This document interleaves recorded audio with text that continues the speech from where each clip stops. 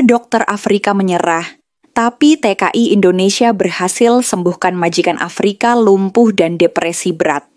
Hanya dengan cara mediasi kebatinan yang dipelajari lewat tutorial YouTube. Simak kisahnya. Tak ada yang bisa menebak bagaimana cerita ini bermula. Di Nigeria, sebuah negeri dengan deretan rumah bata merah dan langit yang nyaris tak pernah sepi dari terik. Tersebarlah kabar yang terdengar seperti dongeng, seorang anak muda dari Indonesia, hanya seorang TKI biasa, berhasil menyembuhkan perempuan Afrika yang lumpuh dan terpuruk dalam depresi berat selama lebih dari setahun. Bukan dengan obat, bukan pula dengan terapi medis atau ramuan tradisional. Ia hanya memakai segelas air putih dan doa yang dia pelajari entah dari mana. Orang-orang tertawa mendengarnya pertama kali. Mustahil, kata sebagian. Aneh, kata yang lain. Tapi di rumah tua berwarna pasir di pinggiran Lagos itulah, kisah nyata itu tumbuh. Sunyi, pelan, dan penuh air mata. Tidak ada kamera. Tidak ada saksi yang mencatat detik-detik keajaiban itu. Tapi bekasnya membekas dalam, baik di hati perempuan yang sembuh, maupun di dada bocah asing yang hanya ingin menolong. Arwan, begitu nama anak muda itu. Tubuhnya kecil, kulitnya sawo matang, dan matanya selalu tampak seperti sedang menahan rindu. Ia datang dari pelosok Kalimantan Selatan. Anak nelayan yang nekat merantau ke Afrika lewat agen penyalur TKI setelah putus sekolah. Usianya masih 19 saat pertama kali menginjakan kaki di negeri orang. Dalam tas lusuhnya hanya ada 2 setel pakaian, sebotol minyak kayu putih, dan selembar foto ibunya yang sudah renta. Tak ada yang istimewa dari Arwan. Ia bukan anak pintar, bukan pula ahli agama. Tapi satu hal yang selalu ia jaga erat adalah keyakinan bahwa setiap orang bisa jadi berguna asal punya niat yang sungguh-sungguh. Di awal-awal bekerja, ia hanya membersihkan halaman rumah majikannya dan merawat tanaman.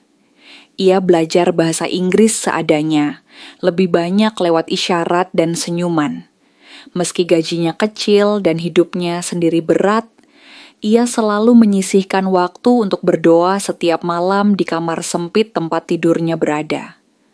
Rumah tempat Arwan bekerja dimiliki oleh Nyonya Amina, seorang perempuan paruh baya yang dulunya dikenal di lingkungan itu sebagai wanita penuh senyum. Sebelum kecelakaan itu, Amina punya segalanya, suami penyayang, anak laki-laki cerdas, dan bisnis kecil yang sukses. Tapi takdir menghantamnya keras dalam satu malam. Mobil yang dikendarai suaminya bersama anak mereka ditabrak truk besar di jalan tol saat mereka dalam perjalanan pulang dari sekolah. Kedua orang tercintanya tewas di tempat. Amina yang menunggu mereka di rumah, hanya menerima kabar kematian dan jasad tanpa nyawa. Kehilangan itu memukulnya hebat. Ia menjerit, menangis, dan akhirnya roboh. Dalam proses itulah tubuhnya pun ikut menyerah, jatuh dari tangga, saat mencoba mengemasi pakaian anaknya, membuat tulang pinggangnya retak parah. Sejak hari itu, Amina tidak hanya kehilangan keluarga, tapi juga dirinya sendiri. Ia berhenti berbicara, menolak makan, berbaring di tempat tidur tanpa ingin tahu dunia luar. Seakan semua warna di hidupnya mati bersama 2 orang tercinta itu. Sudah belasan dokter datang silih berganti. Dari dokter umum, ahli bedah tulang, sampai terapis kejiwaan. Semua memberikan diagnosis yang hampir sama. Trauma berat, depresi klinis, dan kelumpuhan yang makin parah karena jiwa pasien menolak sembuh. Salah satu dokter bahkan berkata lirih kepada kerabat Amina. Tubuhnya mungkin masih bisa dipulihkan, tapi jiwanya sudah hancur. Ia sudah memilih untuk tidak hidup meski napasnya masih ada. Di rumah itu, Amina hanya bertahan hidup lewat alat bantu dan perawat medis yang datang seminggu sekali. Arwan menyaksikan semua itu dengan mata sendiri. Ia menyapu kamar majikannya sambil mendengar isak tangis lirih dari balik selimut. Setiap pagi ia membawa sarapan ke sisi tempat tidur, hanya untuk melihat makanan itu tetap utuh hingga malam. Kadang Aminah berbisik lemah, "Mengapa Tuhan tidak mengambilku sekalian?" Kata-kata yang menusuk hati siapapun yang mendengarnya. Arwan hanya bisa berdiri di ambang pintu, memeluk nampan makanan yang tak disentuh. Ia ingin bicara, tapi tak tahu harus berkata apa. Ia hanyalah anak muda yang tak punya latar belakang apa-apa. Tapi dalam diamnya, hatinya berontak. "Apa tak ada yang bisa kulakukan?" pikirnya suatu malam saat duduk sendiri di dapur sambil memandangi gelas kosong. Perasaan tak berdaya itu terus mengganggunya. Ia bukan dokter, bukan psikolog, bahkan bukan keluarga. Tapi ia tahu satu hal. Ia tak bisa hanya menonton perempuan itu hancur perlahan-lahan. Malam itu, sambil menggenggam ponselnya yang layarnya retak, ia membuka YouTube dan mencari video tentang penyembuhan batin. Ia tak terlalu paham istilah-istilahnya, tapi satu kalimat dari seorang lelaki tua di video itu menancap di dadanya. "Kalau engkau tak bisa bantu dengan tenaga dan ilmu, bantulah dengan doa yang jujur." Kadang, itu lebih manjur dari apapun. Sejak malam itu, hidup Arwan berubah pelan-pelan. Ia yang sebelumnya hanya bekerja dan tidur, mulai menyisihkan waktu sebelum subuh dan selepas tugas sore untuk mempelajari hal-hal yang sebelumnya tak pernah terpikirkan olehnya. Tentang penyembuhan batin, meditasi, dan kebatinan Jawa yang sederhana. Video-videonya tidak dari tokoh besar atau guru terkenal. Sebagian bahkan terlihat buram, diambil dengan kamera HP oleh orang-orang tua di pedalaman. Tapi justru kesederhanaan itulah yang meresap di hatinya. Dalam salah satu video, seorang pria sepuh berkata, "Kalau kau tulus meniatkan kesembuhan untuk orang lain, dan kau percaya bahwa Tuhan tak pernah menolak cinta, maka meskipun kau bukan siapa-siapa, doamu akan dikabulkan." Kalimat itu menusuk dada Arwan. Ia merasa seakan mendengar suara kakeknya sendiri yang dulu sering berkata, "Kalau orang menderita di depanmu, itu panggilan untukmu." Maka tiap malam, Arwan duduk bersila di lantai kamar kecilnya. Ia memejamkan mata, memegang segelas air putih, dan membaca doa dalam hati. Doanya sederhana, tak pakai bahasa Arab panjang atau ayat-ayat berat. Hanya kalimat lirih yang ia bisikkan penuh harap. "Tuhan, kalau kau sayang padanya, sembuhkan dia. Jangan biarkan dia mati dalam kesedihan." Semakin hari, keyakinan itu makin tumbuh. Rasa takutnya perlahan berganti menjadi harapan kecil, walau masih diselimuti keraguan. Arwan tahu, ia bukan dukun, bukan orang suci. Ia hanyalah bocah kampung, yang bahkan tak tamat SMA. Tapi entah mengapa, tiap kali ia membaca doa itu sambil menatap air dalam gelas, hatinya terasa hangat. Ada semacam energi pelan yang menyelimuti dadanya, seperti pelukan tak terlihat yang berkata, "Teruskan." Di hari ke-7, setelah memastikan perawat mingguan telah pulang dan rumah kembali sepi, Arwan memberanikan diri membawa ritual itu lebih jauh. Ia membawa satu gelas air putih ke kamar Aminah. Tangannya gemetar. Kakinya terasa lemas. Ia tahu apa yang ia lakukan ini bisa dianggap aneh, bahkan tidak sopan. Tapi rasa tidak tega melihat Aminah tenggelam dalam kehampaan lebih kuat daripada rasa malunya sendiri. Ia berdiri di depan pintu kamar, mengetuk pelan. "Nyonya, maaf mengganggu," katanya dengan suara serak. Aminah tak menjawab. Arwan tahu ia mendengar, tapi hanya diam. Perlahan Arwan masuk, duduk di lantai dekat ranjangnya, dan meletakkan gelas di hadapannya. "Saya cuma mau coba sesuatu, bukan obat, bukan ramuan, cuma doa. Kalau Nyonya izinkan." Aminah tetap membisu. Tapi Arwan merasakan napasnya berubah sedikit. Seakan ada keinginan kecil yang tergerak oleh suara jujurnya. Ia pun memejamkan mata. Sambil menyentuh gelas itu, Arwan membaca doa dalam hati. Suaranya tak terdengar, hanya bibir yang bergerak. Ia membaca dengan sepenuh hati, membayangkan wajah almarhum anak Aminah, membayangkan luka yang menganga, dan berharap Tuhan menurunkan sedikit saja cahaya ke hati perempuan yang hancur itu. Setelah selesai, ia membuka mata perlahan dan menyodorkan gelas itu ke arah Aminah. Tangannya gemetar, tapi ia mencoba tersenyum. "Tolong Nyonya, kalau boleh minum sedikit saja. Air ini saya bacakan doa agar bisa bantu. Saya tahu saya bukan siapa-siapa, tapi saya percaya Tuhan bisa bekerja lewat siapa saja."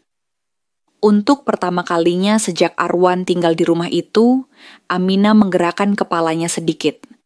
Ia menatap Arwan dengan mata sayu dan bingung. Perlahan tangannya yang lemah terangkat memegang gelas itu. Tak ada kata keluar dari mulutnya. Ia hanya meneguk seteguk, lalu menaruhnya kembali di pangkuan. Setelah tegukan itu, suasana kamar seketika menjadi aneh. Bukan menakutkan, tapi seperti ada getaran kecil yang berputar di udara. Arwan merasa bulu kuduknya berdiri. Aminah menutup matanya, lalu tangisnya pecah begitu saja. Tapi tangisan itu bukan tangis putus asa yang biasanya terdengar setiap malam. Tangisan kali ini terdengar seperti pelepasan. Tangisan yang lahir dari dada yang terlalu lama membatu. Ia menangis keras, tubuhnya gemetar, dan Arwan hanya bisa duduk terpaku, bingung sekaligus terharu. Ia tak tahu apakah itu reaksi dari doanya, dari airnya, atau hanya momen emosi yang meledak begitu saja. Tapi di tengah tangisan itu, Aminah berkata pelan, hampir tak terdengar, "Aku merindukan mereka." Arwan meremas ujung bajunya. Ia ingin memeluk perempuan itu, tapi ia tahu itu tak sopan. Maka ia hanya berkata pelan, "Saya juga pernah kehilangan Nyonya.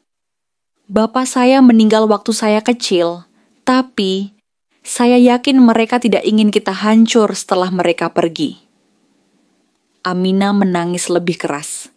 Tangis itu terus berlanjut selama beberapa menit, hingga akhirnya ia tertidur karena lelah sendiri. Arwan memungut gelas kosong itu, membawanya kembali ke dapur. Malam itu ia tidur dengan mata yang basah oleh air mata, tapi hatinya untuk pertama kalinya terasa lapang. Hari-hari berikutnya terasa seperti babak baru dalam hidup Arwan. Ia melanjutkan ritual kecil itu tiap malam. Datang dengan segelas air putih, duduk di lantai, membaca doa dengan lirih dan tulus, lalu menyodorkan gelas itu pada Aminah. Dan tiap malam, Aminah meminum air itu. Tak banyak, hanya seteguk. Tapi sejak malam pertama itu, ia mulai bicara perlahan. Kadang hanya satu kalimat, seperti, "Langit malam ini gelap ya," atau, "Kau dari Indonesia ya, Arwan?" Hal-hal kecil yang bagi Arwan terasa seperti dentingan lonceng kemenangan. Di minggu kedua, Aminah mulai duduk sendiri dengan bantal penyangga. Ia bahkan meminta jendela dibuka agar bisa melihat luar. "Aku lupa rasanya udara pagi," gumamnya suatu hari. Arwan tersenyum, tak berkata banyak. Tapi dalam hati, ia terus bersyukur. Ia tak tahu apakah semua ini benar-benar hasil dari doanya, atau mungkin hanya kebetulan waktu. Tapi ia percaya satu hal. Ketika niat tulus bertemu dengan harapan orang yang ingin sembuh, keajaiban bukan lagi hal yang mustahil. Hari-hari yang sebelumnya hampa mulai berubah menjadi semacam pagi baru bagi Arwan dan Aminah. Kini, tiap kali Arwan datang ke kamar membawa air putih, Aminah sudah menunggunya. Tak lagi dengan tatapan kosong, tapi dengan sorot mata yang perlahan-lahan menghangat. "Hari ini kamu bacakan doa pakai bahasa Indonesia atau bahasa Jawa?" Tanyanya suatu malam, dengan suara lemah yang mulai terdengar bersahabat. Arwan tersenyum kecil lalu menjawab, "Kadang dua-duanya, Nyonya. Tapi saya yakin Tuhan paham bahasa hati." Aminah tersenyum. Senyuman itu masih kaku, tapi nyata. Di hari ke-15, ia mengejutkan Arwan saat tiba-tiba berkata, "Tadi pagi aku mengangkat tangan kananku sendiri, tanpa bantuan." Arwan menahan napas. Ia tak ingin berlebihan dalam menanggapi, tapi wajahnya memerah karena haru. Ia hanya menjawab pelan, "Saya percaya, Nyonya." Tubuh Nyonya sedang belajar kembali percaya pada hidup. Dan dari hari ke hari, perubahan itu makin terlihat. Ia sudah bisa mengangkat lututnya, menggoyangkan jemarinya, bahkan tertawa kecil ketika mendengar lelucon garing Arwan. Bagai bunga yang mulai mekar setelah musim kering yang terlalu panjang. Arwan sendiri tak pernah membanggakan apa yang terjadi. Ia tak pernah mengaku bahwa dirinya menyembuhkan siapapun. Kepada tetangga yang mulai berbisik tentang keajaiban di rumah itu, ia hanya berkata, "Saya cuma bantu berdoa, Kak." Tapi dalam diamnya ia tahu, sesuatu yang luar biasa memang tengah terjadi. Ia menyaksikan sendiri bagaimana Aminah, yang sebelumnya tak bisa bergerak, tak mau makan, tak sudi bicara, kini mulai meraih hari-harinya kembali dengan langkah-langkah kecil. Di minggu ketiga, Aminah mulai minta dibawakan selimut ke teras rumah. "Aku ingin duduk di luar." "Sudah lama tak dengar suara burung," ujarnya. Arwan langsung menyiapkan kursi, bantalan, dan bahkan memetik bunga dari taman untuk menghiasi meja kecil di sampingnya. Ketika Aminah duduk di sana, menghirup udara pagi untuk pertama kalinya setelah berbulan-bulan, ia memejamkan mata dan berkata pelan, "Aku bisa mencium aroma hidup lagi." Arwan berdiri di sampingnya, menatap langit, menahan tangis yang menggumpal di dadanya. Ia sadar, yang ia bantu bukan sekadar menyembuhkan tubuh. Ia membantu seseorang pulang ke jiwanya sendiri. Kabar tentang Aminah yang kembali bisa duduk dan berbicara perlahan menyebar ke lingkungan sekitar. Tetangga-tetangga yang dulu hanya berbisik prihatin kini datang menjenguk. Beberapa datang membawa makanan, sebagian lagi sekadar membawa doa dan senyuman. Mereka kaget melihat Aminah bisa tersenyum dan menyapa. "Apa kamu pakai terapi baru?" tanya salah seorang tetangga. Aminah tertawa pelan. "Terapi dari anak muda Indonesia, pakai air putih dan hati yang tulus." Tawa mereka pecah, tapi ada kekaguman dalam mata mereka. Bahkan dokter yang pernah merawat Aminah datang kembali. Ia memeriksa kondisi fisiknya dengan penuh keraguan, tapi kemudian hanya bisa menggeleng. "Secara medis, ini sulit dijelaskan. Tak ada terapi fisik yang seharusnya membuat ini mungkin dalam waktu singkat," gumamnya. Aminah menatap Arwan, lalu berkata, "Mungkin karena untuk pertama kalinya, aku benar-benar ingin sembuh." Dokter itu menoleh, tercengang. Ia tahu, jiwa Aminah yang dulu gelap kini telah membuka jendelanya. Dan jendela itu tak dibuka oleh pil, melainkan oleh niat tulus dan doa bocah asing yang bahkan bukan keluarganya. Di ruang keluarga rumah itu, tempat yang dulunya selalu gelap dan berdebu, kini cahaya matahari kembali masuk. Tirai jendela dibuka setiap pagi. Aminah meminta musik lembut diputar saat sarapan. Arwan membantunya berjalan perlahan dari kamar ke ruang tengah. Di hari-hari itu, rumah itu berubah. Bukan hanya karena suara Aminah yang mulai terdengar lagi, tapi karena kehadiran Arwan yang seperti menjadi anak sendiri di rumah itu. "Aku merasa kamu dikirim Tuhan untuk menggantikan anakku. Bukan secara jasad, tapi dalam kasih," ujar Aminah, sambil menggenggam tangan Arwan. Anak muda itu terdiam, lalu menunduk. Ia tak tahu harus menjawab apa. Tapi senyum tipisnya cukup menjelaskan segalanya. Ketika cinta muncul dari keikhlasan, tak perlu darah untuk menyebut seseorang sebagai keluarga. Aminah kini bisa berdiri sendiri dengan bantuan tongkat. Ia mulai memandangi tanaman di taman, berbicara dengan burung-burung di pagi hari, dan menuliskan puisi-puisi pendek tentang kehilangan dan harapan. Arwan selalu membaca puisi itu diam-diam di malam hari, sambil tersenyum sendiri. Segelas air putih itu masih ada. Setiap malam Arwan tetap membacakan doa seperti biasa. Bukan karena Aminah belum sembuh total, tapi karena itu sudah menjadi ritual yang menyatukan mereka. Di atas meja kecil dekat tempat tidur Aminah, selalu ada satu gelas bersih yang disiapkan untuk malam itu. Bukan gelas ajaib, hanya gelas kaca biasa yang dibeli di pasar.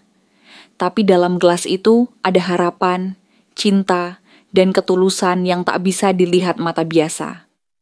Air ini bukan soal zatnya, ujar Aminah kepada tamu-tamunya. Ini tentang niat dan doa yang mengisi ruang kosong dalam tubuhku. Orang-orang datang dan bertanya kepada Arwan bagaimana ia melakukannya. Ia hanya tertawa kecil, mengangkat bahu, dan berkata, "Saya nggak ngapa-ngapain. Cuman bantu majikan saya percaya lagi sama hidup." Tapi dalam hatinya, Arwan tahu, Tuhan mungkin memang bekerja lewat orang kecil. Lewat bocah kampung yang cuman modal ponsel retak dan hati yang tidak tegah melihat seseorang larut dalam gelap. Arwan, meski jadi pusat perhatian, tetap merasa dirinya bukan siapa-siapa. Ia menolak disebut penyembuh, apalagi dianggap sakti. "Saya bukan dukun, bukan ustaz, bukan tabib," katanya sambil menggaruk tengkuknya yang mulai terbakar matahari Afrika. "Saya cuma anak kampung yang kasihan lihat orang menderita." Wartawan lokal sempat datang ke rumah Aminah, ingin meliput kisahnya untuk tayangan berita sore. Tapi Arwan gelagapan ketika diminta bicara di depan kamera. Ia tertunduk malu, lalu berkata pelan, "Kalau bisa, jangan disorot wajah saya nggak nyaman." Ia memang tak biasa jadi pusat perhatian. Baginya, yang penting bukan soal dikenal atau tidak. Ia hanya ingin majikannya, perempuan yang dulu setiap malam menangis dalam diam, kini bisa tersenyum lepas, dan menikmati cahaya pagi tanpa beban. Saat seorang wartawan bertanya, "Apa metodemu?"